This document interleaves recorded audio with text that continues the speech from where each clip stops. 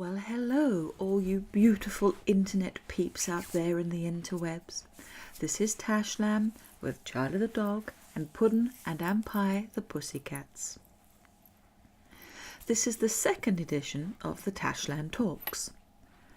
This week's topic is going to be about communication. The reason this has been on my mind a lot is because I've spent at least the last year thinking up ways that I can communicate to my animals what is and what isn't acceptable behaviour.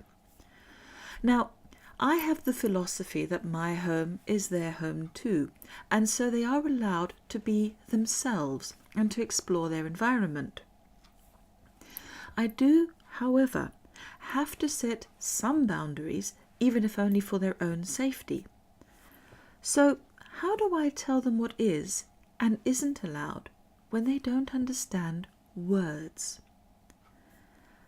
This is where I started thinking about how much of human communication is verbal and whether or not we communicate in other ways too. And I have noticed that we do use a lot of different forms of communication. We use a lot of gestures, from a pat on the arm as a comforting gesture to a shrug when we don't know something. We also use tone of voice, which often conveys as much information as the actual words we are speaking. So how do I translate this into something that I can use when training my animals?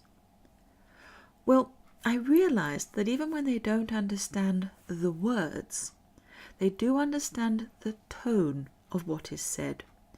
Tone of voice is something that we use instinctively. It is the same with animals. I've actually learned a lot of Charlie's words without knowing the exact meaning, but by knowing the tone in which he says them. I know a playful grrr from the grrr back away from my dinner. And there's the bark of, "Who are you?" when someone knocks at the door, the "get out of my territory" bark that the neighbour's cat gets, and of course my favourite is the "play with me" little woof that he gives me. And this is just his verbal communications. There is an awful lot of gestural or body language coming my way too. The wag of his tail, the set of his ears, and even how he holds his body. Now, we don't have tails to wag, but we do still use this form of communication. We shrink back if we are afraid, or stand tall, possibly leaning forward if we're angry. We also point and make gestures with our hands. So gestures, posture, and tone of voice, they're all playing a role in our communication. And this is why I feel there's often a lot of miscommunication over the internet. Words without tone of voice are subject to interpretation. For example, if a comment is written down as, "Are you paying attention?" this can be taken many ways. The way I just said it was in the form of a question. But what if someone reads it as being sarcastic? Like, "Are you paying attention?" Or angry, "Are you paying attention?" Without hearing me say it, all of those interpretations are valid. But two of them could lead to an argument, and one of them doesn't. So that statement is actually more likely to cause upset than not. Something to think about, isn't it? I've also noticed that my dog is able to communicate with my cats. Now, I am presuming that they sort of speak different languages, but they can still communicate. The cats will hiss at the dog and bristle in a very unmistakable back off gesture when they're not in the mood to play with him. And as I mentioned earlier, he clearly communicates to them when they should stay away from his dinner. So this has led me to investigate ways that I can clearly communicate the house rules to them. So far, I have managed to teach the cats that "oi" means that they must stop whatever they're doing. I have to say that they do sometimes turn around and go, meh, which is their way of saying, I'm doing it anyway.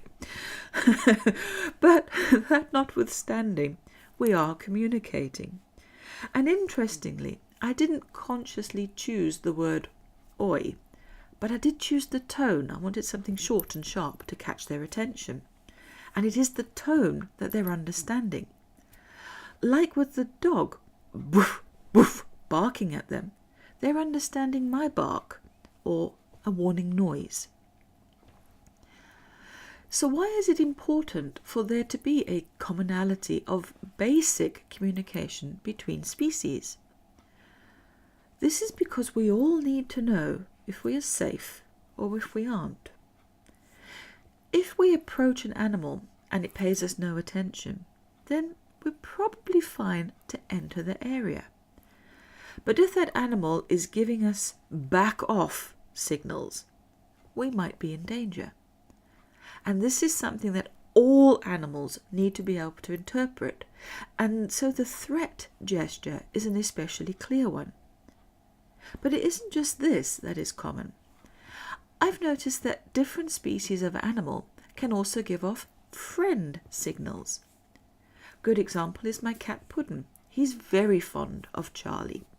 And he will deliberately come up to him and brush against him, and play with him, and then will curl up and fall asleep between his paws. My other cat, Anpye, is not as keen on Charlie. So he's the one that's more likely to tell him to back off.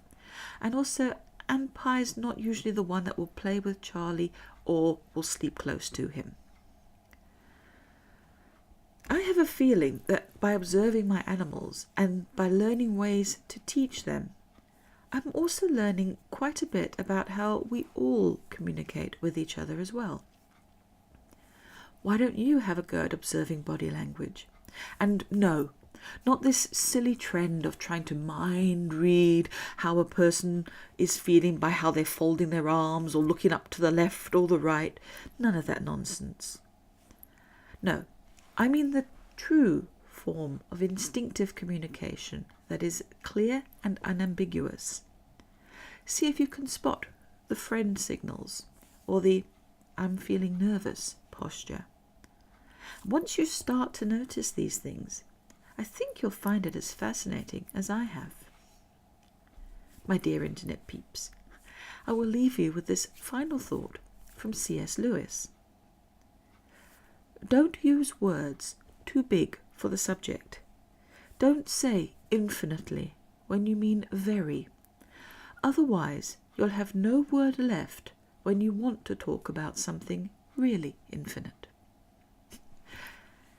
Thank you for listening, and may you have a wonderful week. This is Tashlan with Charlie the dog and Puddon Anpye the pussycats. You know, we love you loads. Peace out, peeps.